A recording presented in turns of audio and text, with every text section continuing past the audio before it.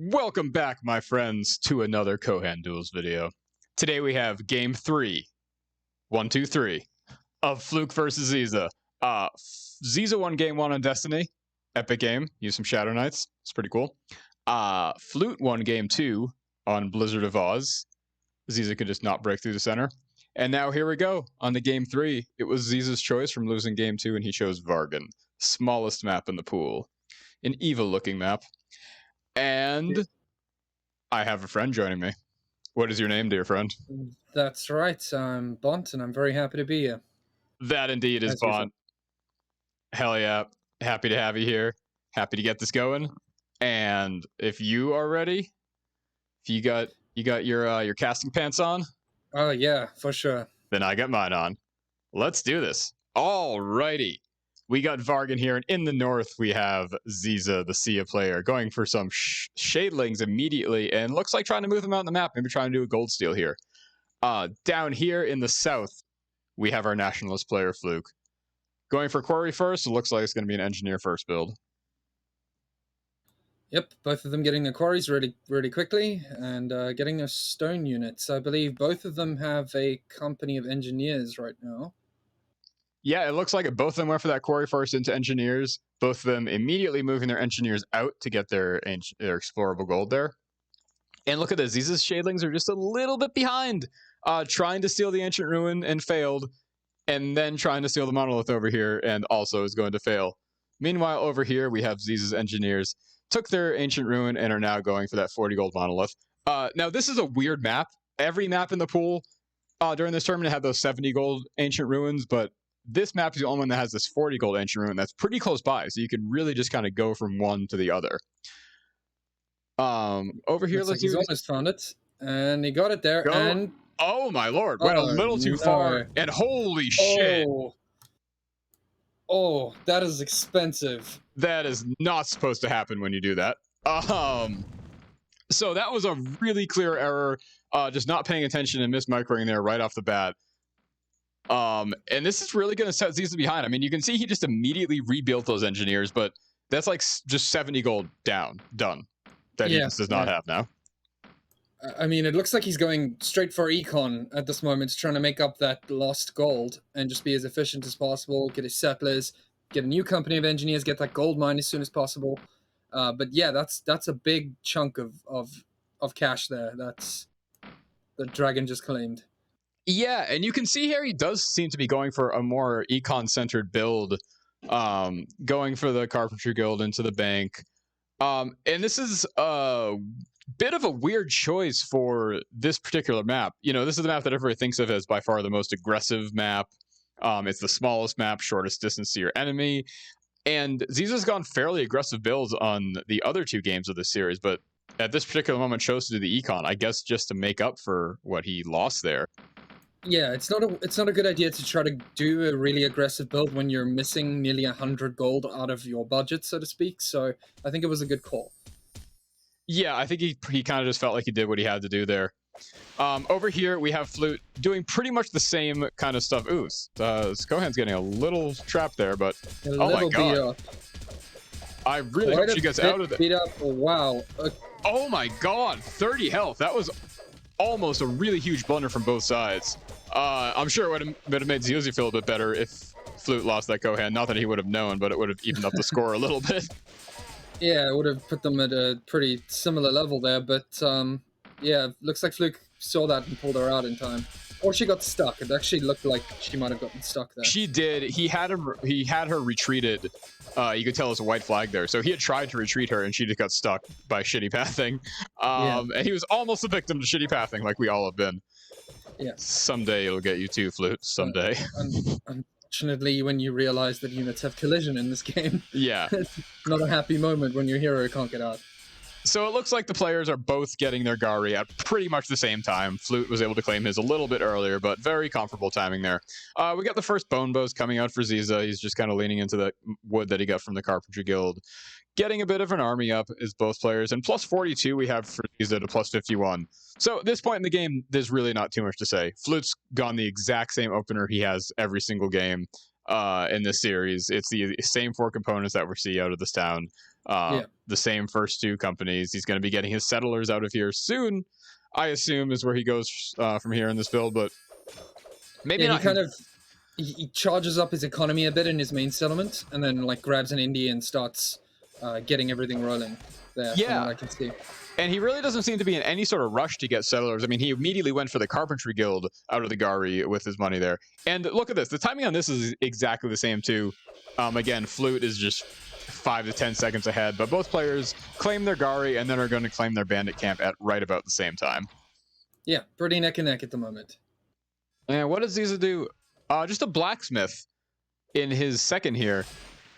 So he might either try to turn that into an iron export to continue to recover his, this desperate attempts to recover his economy. Or that could just be skeletons coming out. It could be a mana forge, which would be a strange choice. Either way, he doesn't do that. He goes for the Carpentry Guild. I'm gonna stop speculating and start talking about what's actually going on. I mean, it's got potential. That's for sure. If he claims the mana mine there and gets a mana forge, that's a very strong Shadow Knight opener there. Especially with how cheap the troops are. It really is, because then he could just spend $30 to get a blacksmith at the Gari. Yeah. So maybe that is what he has planned. He needs 72 gold plus 40 gold, so 112 gold he's going to need to get the mana forge and to get that Call to Height up. Yeah. So he's actually very close to there. He can make that happen if he wanted to, and then it'll be another 30 gold. But he just spent his money on... What did he spend it on there? Actually, going for the iron export. Yeah. More economy. Good choice. I don't know. After talking about it there, I actually think I would have preferred, now that we just talked it out and seen what he could have done, the Mana Forge might have been the play there.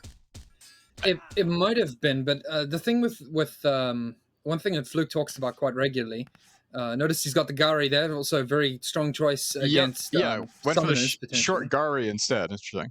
The magic resistant anvils there. They take less damage from the AoE spell that the golems throw down whenever they engage. Mm-hmm. But when it comes to the mana forge there, Fluke has actually warned me previously about going mana too early in games, like getting your sort of tech upgrades, so to speak, and not really securing like a path for your economy. So once you get a mana forge and you've got the ability to make Shadow Knights, you're going to be tempted to do that the entire game, and that kind of cuts into your economic sort of strategy there. Dude, it really does, because that is a trap that I have found myself as a player falling into a lot, is kind of once I kind of commit myself to mana tech, I just kind of go all in on it. Yeah. And it does become hard to kind of continue to manage your economy. And I don't know how much of a thing that is just my mindset or like an actual fact of the game. I think it's just a trap that a lot of people fall into. Even some of the most skilled players in the other 4v4 Discord with McLeod and the others, it's a common thing they warn against is once you have mana, especially as Ceyah, your units are so cheap, but your upkeep is so expensive. So when you start spending your mana, you don't think much about dipping into the red, and that's like 20, 40, 60 gold just down the drain. Yeah, it's a huge amount. Yeah. Your economy can tank so fast once you start to get money units. So over here we have Zeza going out for a little push here. He's got these engineers on the Gari, short bombos. There shouldn't be anything too much, you know what I mean? This shouldn't be much more than just a little scare, and perhaps a little bit of map control coming with that scare. I think he's lacking a bit of DPS here, and naturally it would be a good choice to build an outpost nearby so he has some supply range to sort of retreat back to and heal up. Yeah. This is a very big overextension here.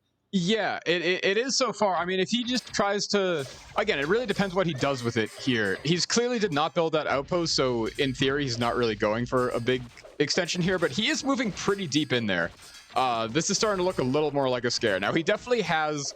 you see Flute got these short footmen, and the rest of his army coming in press position from behind here. Zeza... Yeah, I'd say we can pretty safely call this at this point an overextension. Yeah, I think so. He's taking a lot of damage, and I don't really see what he could get there. Maybe he could get the Ironwood Grove. I believe that's been built up. But there's just too much there stopping him. He really needs to get out of there. Yeah, I mean, these summoners, I mean, you can see how some of the scouts went down, but aside from that, like, none of these companies really took any damage. And he's kind of continuing the push there. He's lost a number of captains, and he's lost most of his units.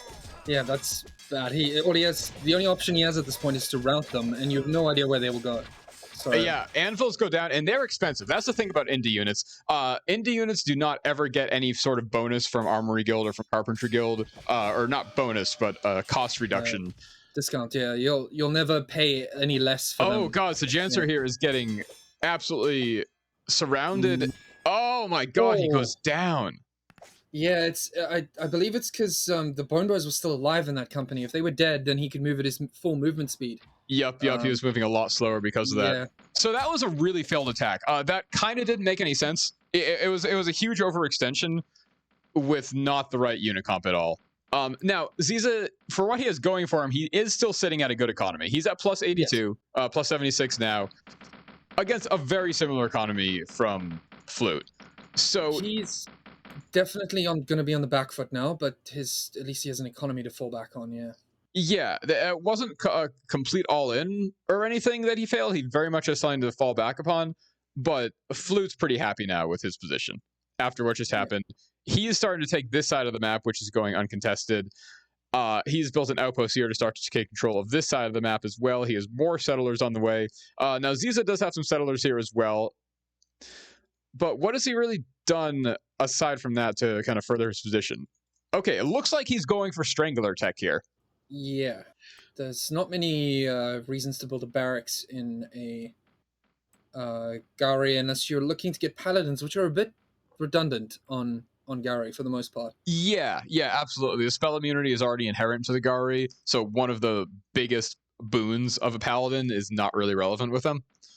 Yeah, unless you're against Ceyah, but in this case, the Ceyah player is the one doing it. So yeah, and he's going for the garrison, so this is 100% Strangler tech, unless he just really wants that extra DV and AV on his militia. So Stranglers in the Kohan Duels patch, there are new indie units on some of the indies, or on all the indies actually. We kind of just as a group made the decision that we wanted them to just be a little bit more interesting. Slonry have the Slon Mystic already, which just is such an awesome unit. Is so good, makes Slon so powerful. But Gari and Draga especially always felt just a little like, okay, you just got some, comparable to infantry guys that have their own little thing. Worse than infantry. Yeah, exactly. But so now they all have casters, unique casters to each of them. And here we see the Strangler. Strangler is only one spell, Heaven's Grip. It's a stun spell.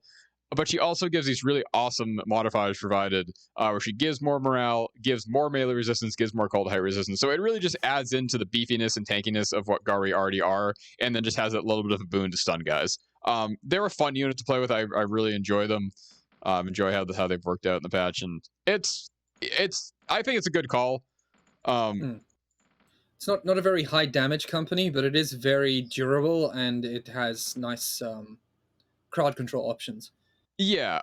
Well, let me put it this way. I think Stranglers are nice to have out, but I think that Zeza really needs to lean into some more DPS right now, because all he has is these forward bombos. And with the primary ingredient in Fluke's army being the golems, who are resistant to archers, you need to diversify your DPS options there a bit. Yeah, absolutely. And you see, as soon as you said that, he is getting his bone bows with profit backing. He's got practice on there, so he is starting to get more of an army that's going to actually pose a threat over here. Plus 70 to plus 86. Flute continuing to build up his economy slowly but surely, continuing to build up his positioning and his army slowly but surely. Yeah, he doesn't have anything. Oh, and look at this. Moving out impressed. Okay, putting them into skirmish, getting out there. It looks like Zeza wants to make another little push here. Did not actually wait for these bone bows to get the bone bows with profit to get up. But he's moving in a little bit there. And you can see Strangler having grip in action. Strength. This is a good counter to these golems. Is even just stunning them for a brief amount of time drastically reduces their effectiveness. And Absolutely. They're such an effective free unit, basically. So we got some pretty good damage output coming out of Zeza here, and there's not a whole lot from Flute's side. He just has these footmen and scouts, and he's going to be doing a lot of microing with those golems and doing a lot of free damage and slowing down Zeza. And over here, he's got more footmen with summoners coming out. So Zeza looks like he has, well, those scouts are completely down. These Gari have taken a good bit of damage, so not a huge amount of damage on either side. And BoNT's profits are coming out to add to this fight. And we do have a more forward outpost going up over here. This is going to help in this battle, and he hopes kind of allow him to get that iron later on. But we have the rest of Flute's army joining in the fight here. Engineers coming out, the short footmen coming out, and the front line is definitely going down from Zeza. One Gari company is being pushed back, and it looks like a fairly even fight at this point, but as you can see, Zeza has not gotten into the guard zone of this outpost at all yet. So even if the fight in terms of the actual military is going fairly evenly, once he gets into that guard zone, he's might be pushed back at this point. He's a bit worn thin there, and he's pushing in a bit too much. I think he might just lose a lot of HP across all of his companies, and it takes a while to regenerate. So in that time, your opponent can just quite easily, if they've got the upper hand in terms of HP, just like walk up to you, and you have to get out of the way. Yeah. You know? Yeah, I mean, this attack was more successful than the first attack, for sure. You know, you can see he is forcing Flute's guys to retreat. There's a lot of footmen that have gone down, but ultimately he still has 4 summoners up that have been completely untouched. And now they're just going to do their thing behind this militia. It's good that you can see that the Strangler for Zeza has managed to actually catch a few of those footmen in the company, one of the companies there. Their entire front line is gone. There's a limit to how much Flute can micro those now, because they're draining morale every time they engage, quite at a quite drastic rate. All right, over here we have these bowmen with magician backing coming up, and this is going to change the tide of the battle. This is all of a sudden a lot of DPS going for Flute that he didn't have before. Yeah. And the Gari front line that could have absorbed that is now unfortunately dead, and the skeletons are quite vulnerable to magic, so they take bonus damage from the fireballs. All right, so we see the end result of that battle. Zeza is in shambles, Flute less so in shambles. It looks like Sadira did go down, though. I did not quite see that happen. Yeah, well, that was quite a successful fight. I don't believe Zeza was in here. She did not go down. Flute just moved her. Right, moved off onto another company then. So, yeah, I think this is where Fluke's going to start getting serious. Yeah. So we have Gavin here at 63 experience. That's the closest to Enlightened that any of these Kohan are. So Janser went down early for Zeza, and he hasn't even been in play at all yet. He is finally back on a group of Gari Anvils. And yeah, it looks like he's going for another party of Gari Anvils with Strangler, and I don't quite know that that's the best play right now. He's putting a lot of money into these Gari Anvil companies. Gavin just went down. Nice catch from the Prophets. Oh, wow. So Gavin going down, I think, is absolutely going to give Zeza a little bit of a boost here, make him a little bit happier about his positioning. But Flute is still moving in here and doing a lot. I mean, you can see just how much going back and forth he's doing, you know, keeping these companies back to heal up while these companies are kind of in the front line. And you could really do that with summoners in a pretty amazing way, because they just can stall things so much by throwing those golems out there. So they can just throw the golems out, distract the enemy army. Meanwhile, you have your other companies in the back. And look, he's continuing to kind of do this little dance of moving them back and forth. These bowmen are right in the front, and they definitely need to get back, because they are the main DPS that's coming out of Flute right now. Prophets are sucking the life out of a lot of Flute's units. And these Gari Anvils are coming in, and it's looking okay. There's definitely a bit more blue that I'm starting to see here, but again, these companies in the back from Flute are going to continue to come up and just continue to do this dance and make it so that Zeza can't really forward his position that much or that well. He's got him in a bit of an awkward position now, because with the summoners, you can throw golems onto the enemy and then retreat them and have them heal while the golem is still fighting. So you've got the other player in a position where they can't heal. If you can't heal while you're in a fight, so it's just an overall very effective way to just wear someone out. We do have Enlightenment for Praxis. Good for him. Let's see if I can do anything.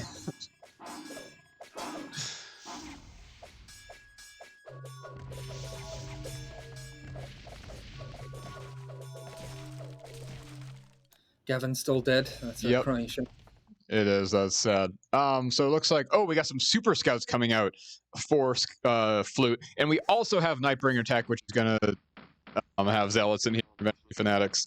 Yeah, he's got quite a bit of spare resources there. Yeah. Oh, plus 13 and plus 5. So Zeza is, as you can see, quite in the opposite situation. Slightly tanked economy here at plus 67, but the econs are not too far off. It's just plus 15 ahead for Fluke. And now Flute is moving in. He wants to really stop this positioning that Zeza is trying to take. And so he's going to do his dance, just like he does best. The militia of Hansville somehow got out there and are actually adding to the fight here. A little offensive militia. Now, I don't know what Flute's intentions here are. Does he hope to break this?